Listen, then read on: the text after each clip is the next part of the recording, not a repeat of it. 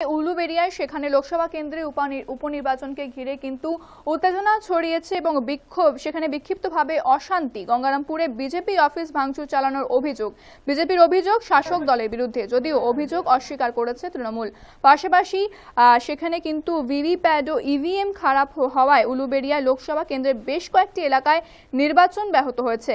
তৃণমূল সাংসদ সুলতান আহমেদের মৃত্যুতে খালি হয়েছে এই আসনটি। সেখানে কিন্তু লড়াই চতুর্মুখী।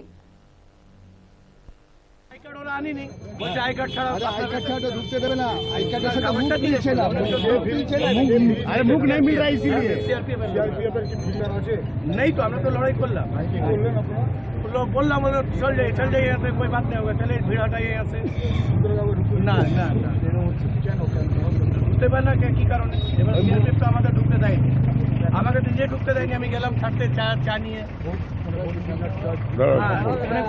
লেডিসরা তো হিন্দি ভাষাভাষী, লজ্জাতে চলে গেল, কিছু লড়াই করবে না। আমাদের যেগুলো ভোট আমরা দিলাম না, আই কার্ড আনিনি, ঢুকতে যাচ্ছে না। আরে কাগজ তো আছে আপনার।